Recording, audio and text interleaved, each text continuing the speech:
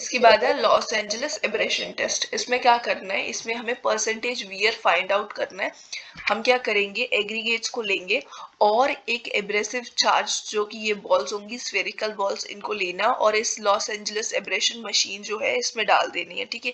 और इस ड्रम जो है सर्कुलर ड्रम को रोटेट करना है, ठीक है। ये जो सर्कुलर ड्रम है इसका इंटरनल डाया जो है वो 700 है और लेंथ 520 है, दोनों में है, ठीक है।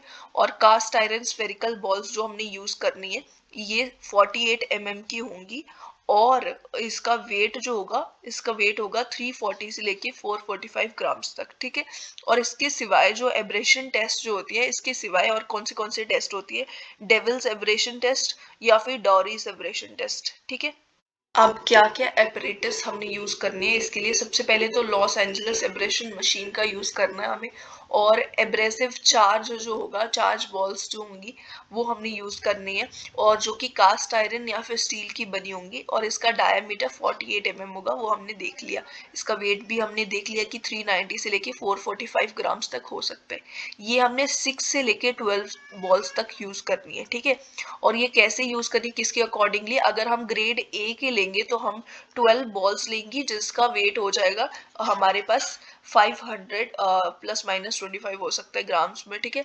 5000 ग्राम्स जो है हमने वेट ले लेना है, ठीक है। अगर हमने 12 जो ग्रेड ए की लिए और 12 हमने बॉल्स लिए तो उसके अकॉर्डिंगली अगर हम 12.5 से लेके 10 जो है ये सीव्स साइज है, 12.5 सीव्स है हमारे पास एक, और 10 की सीव होगी।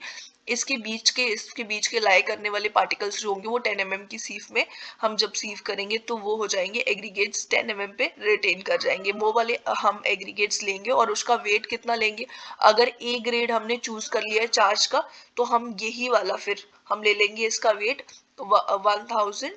1250 ग्राम्स, ठीक है। हमने सैंपल का वेट लेना है, ठीक है। जो हमारे पास एग्रीगेट होगी उसका ये वेट लेना है और चार्ज बॉल्स जो होंगी वो 12 बॉल्स हमने लेनी है, उसका वेट हमने ये वाला ले लेना, ये चार्ज का वेट है, ठीक है, वेट ऑफ चार्ज। फिर उसके बाद हमने सीव यूज करनी है 1.70 की, ठीक है। 1.7 की इसके सिवाय जो सीव यूज करनी है और वेट यूज करना है जिसकी कैपेसिटी 50 केजी से लेके 10 केजी तक होगी। ओवन यूज करना है ड्राइंग के लिए, ठीक है। और उसके बाद मिसलिनियस एलिमेंट्स ट्रेस वगैरह इन सब चीजों का यूज करना है। अब इसका ये प्रोसीजर है। अब हम इसमें क्या करेंगे, aggregate Los Angeles abrasion test में सबसे पहले हमने ओवन ड्राइड एग्रीगेट्स लेनी है जिसको हमने ड्राई करके रखना है किस टेम्परेचर पे, 105 से लेके 110 डिग्री सेल्सियस तक के टेम्परेचर पे ड्राई करके ओवन ड्राइड एग्रीगेट्स हमने सैंपल लेना है, ठीक है। और फिर उसके बाद एब्रेसिव चार्ज बॉल्स जो है वो हमने ग्रेडिंग के अकॉर्डिंग चूज कर लेनी है। फिर उसके बाद पुट द एग्रीगेट्स और एब्रेसिव बॉल्स जो है इन दोनों को हमने लॉस एंजलिस एब्रेशन मशीन जो है उसके सिलेंडर में डाल देना है, ठीक है। उसको डालने के बाद हमने उसको प्रॉपरली फिक्स कर देना है, सिक्योर कर देना कवर करके, ठीक है। फिर उसके बाद रोटेट करना है मशीन को। अब मशीन की स्पीड होगी 30 to 33 रेवोल्यूशन पर मिनट, ठीक है। अब जो ये ग्रेड है ABCD, इसके लिए स्पीड जो रेवोल्यूशंस होगी वो 100 रेवोल्यूशंस हमने करनी है इसकी मशीन की। और अगर हमारे पास EFG में से कोई ग्रेड में से पार्टिकल्स है, एग्रीगेट्स है, तो हमने लेने हैं 1000 रेवोल्यूशंस, ठीक है। इस मशीन के रोटेशंस होंगे, रेवोल्यूशंस होंगे वो 1000 होंगे, ठीक है। After completing the specified number of revolution machine को स्टॉप कर देना।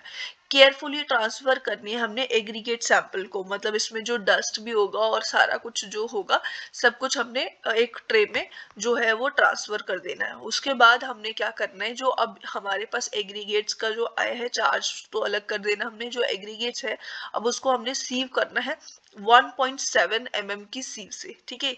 ये वाली सीव से सीव करना है और उसके बाद जो पार्टिकल्स उसमें रिटेन करेंगे, लार्जर पार्टिकल्स होंगे, उसका वेट हमने चेक कर लेना है। वियर, इस पॉइंट के बाद हमने निकालना है परसेंटेज वियर। जब हमने पूरा प्रोसीजर कर लिया उसके बाद हम परसेंटेज वियर कैसे निकालेंगे, W1 minus W2 upon W1 times 100।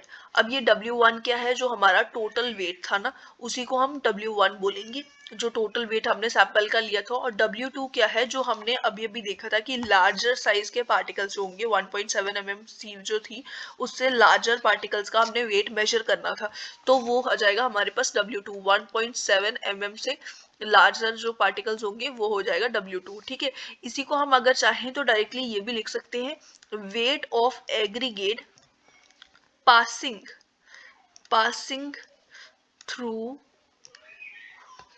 1.7 mm की जो सीव थी हमारे पास, उसमें से जो पास कर गई उसका weight divided by total weight. अब ये वाला वेट हम मेजर क्यों नहीं कर रहे हैं, लार्जर वाला इसलिए मेजर करते हैं क्योंकि हमारे पास जो लार्जर पार्टिकल्स होंगे उसका वेट जो होगा वो हम प्रॉपरली पता कर सकेंगे। ये वाले पार्टिकल्स जो होंगे वो बहुत छोटे छोटे भी हो सकते हैं, डस्ट की तरह भी होंगे, तो प्रॉपरली वेट हमें सही से पता नहीं चलेगा, इसलिए हम दूसरा वाला वेट जो है वो मेजर करके उसमें टोटल में से उसे माइनस कर देते हैं, ठीक है। तो ये वाला वेट हो जाएगा और इसको मल्टीप्लाई कर देना 100 से, ये हो जाएगा हमारा परसेंटेज वियर, या फिर इसी को हम बोल देंगे एब्रेसिव वैल्यू, एब्रेशन वैल्यू, ठीक है, एब्रेशन वैल्यू, ठीक है। और इसका ही यूज करके हमें पता चलता है कि हमें सरफेस कोर्स में, बेस कोर्स में कौन सी एब्रेसिव वैल्यू जो है उसके अकॉर्डिंग यूज करना है, ठीक है। यहाँ पे अगर सरफेस कोर्स होगा ना, सरफेस कोर्स पेवमेंट में, सरफेस कोर्स में हमने कौन सी abrasion value, abrasive abrasion value, ठीक है, एब्रेशन वैल्यू लिख दिया मैंने, ठीक है। इससे ग्रेटर जो है 30% से ग्रेटर जो एब्रेशन वैल्यू जिसकी आएगी वो वाले यूज नहीं करने हैं, उससे कम वाले ही यूज करने हैं सरफेस कोर्स के लिए। और बेस कोर्स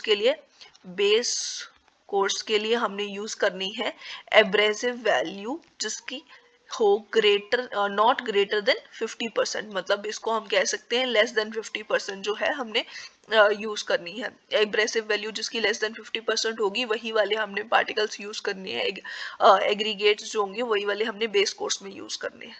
और इसके साथ मैं आपको बता दूं कि कोफिशिएंट ऑफ हार्डनेस भी इसी में आता है, coefficient of hardness. Coefficient of hardness जो है वो कैसे निकाल सकते हैं हम, 20 minus loss in weight in grams, ठीक है, loss in weight in grams divided by 3, इसकी हेल्प से, इस फॉर्मूला की हेल्प से हम कोफिशिएंट ऑफ हार्डनेस भी निकाल सकते हैं इसमें।